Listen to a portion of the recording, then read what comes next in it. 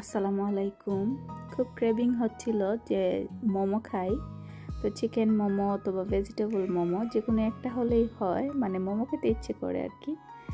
তো বাইরে থেকেও খাই, আবার রেডিমেডগুলো এনে খাই।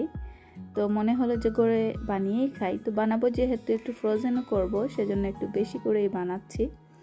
এই যে তো মেইন যেটা চিকেন লাগবে, চিকেনের বুকের মাংস যেটা, সেটাকে আমি এভাবে নাইফের সাহায্যে কিমা করে নিয়েছি। সাথে দিয়েছি ভেজিটেবল, বাঁধাকপি কুচি, পেঁয়াজের পাতা কুচি, গাজর কুচি, কাঁচামরিচ কুচি, ধনেপাতা কুচি, আর দিয়েছি একটু লবণ, কারণ দিব ডার্ক সয়া সস। তো সয়া সসে তো এমনিতেই লবণ থাকে, সেজন্য আমি পরিমাণ মতো না দিয়ে আন্দাজ করে একটু দিলাম, যদি লাগে মিশানোর পর সব কিছু তারপর আবার দিব।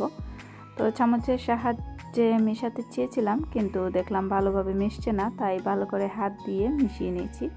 দেখতে খুবই লোভনীয় লাগছে, মনে হচ্ছে খেয়ে ফেলি। দেখুন তো আর খাওয়া যাবে না, আগে বানাই পরে খাবো। তো এখন আমি বাইরের যে লেয়ার, সেই লেয়ারটা তৈরি করছি ময়দা দিয়ে।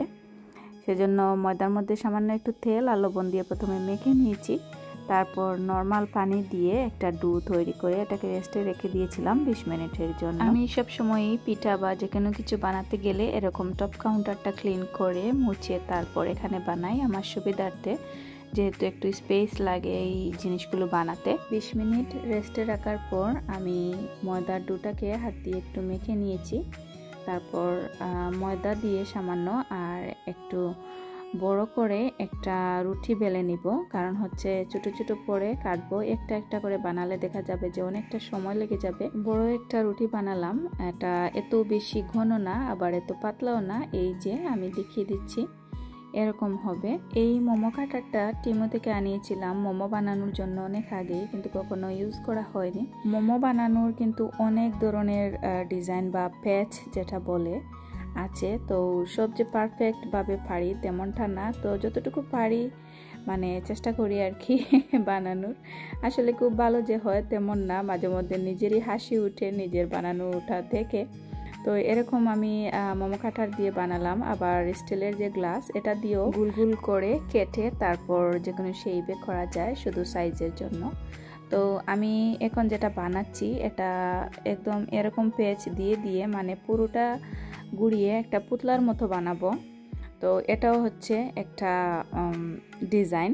তো আরও অনেক ডিজাইন আছে, বললাম না যে আমি যে খুব ভালো পারি তেমনটা না, আপনারা আবার হাসবেন না আমার মোমোর পেজগুলো দেখে।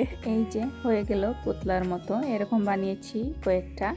আর এখন যেটা বানাচ্ছি এটা দুই সাইড দিয়ে দুইটা চাপ দিলাম, তারপর সামনের দিকে আর পিছন দিকে এরকম একটু চাপ দিয়ে দিয়ে কুচির মতো করে আর কি এটাও বানিয়ে নেওয়া যায়।